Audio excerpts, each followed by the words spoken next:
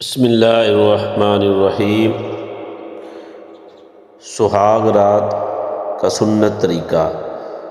سنت یہ ہے کہ پہلے اس کے موئے پیشانی یعنی پیشانی کے بال پکڑ کر اللہ تعالیٰ سے برکت کی دعا کرے اور بسم اللہ کہہ کر یہ دعا پڑھے: اللہم انی اسألک خیرہا و خیر ما جبلتہا علیہ وَأَعُوذُ بِكَ مِن شَرِّهَا وَشَرِّ مَا جَبَلْتَهَا عَلَيْهِ۔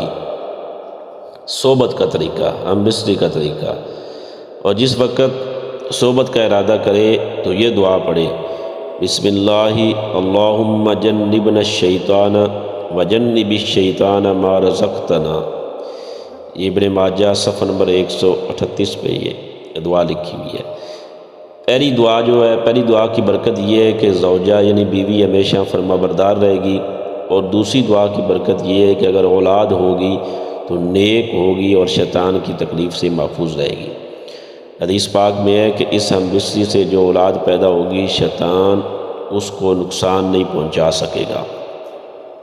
شیخ عبدالحق محدث دہلوی رحمۃ اللہ علیہ فرماتے ہیں کہ اگر ہم بستری کے وقت یہ دعا نہ پڑھی جائے تو اس میں شیطان کا دخل شامل ہوتا ہے اور اولاد میں فساد اور تباہ کاری ہوتی ہے۔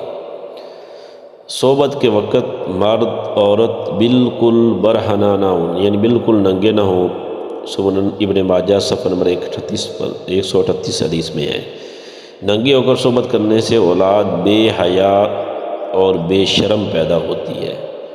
ہمارے نبی حضرت محمد صلی اللہ علیہ وسلم خود اور اپنی اہلیہ محترمہ کو سر سے پیر تک چادر یا کسی کپڑے سے ڈھانپ لیا کرتے تھے اور آواز بھی پست کر لیا کرتے تھے۔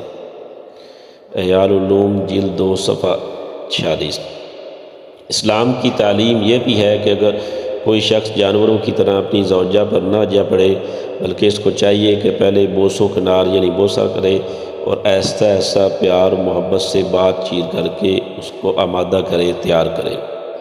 احیاء العلوم جلد 2 صفحہ نمبر 46۔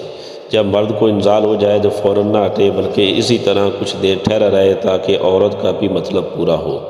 مجموعہ الزوائد جلد 4 صفحہ 295۔ یہ اس لیے کہا گیا ہے کہ بعض عورتوں کو دیر سے انزال ہوتا ہے اور فراغت کے بعد میاں بیوی کو چاہیے کہ دونوں الگ الگ کپڑوں سے اپنی اپنی شرمگاہ پونجھ لیا کریں۔ شادی کے شرعی احکام صفحہ 152۔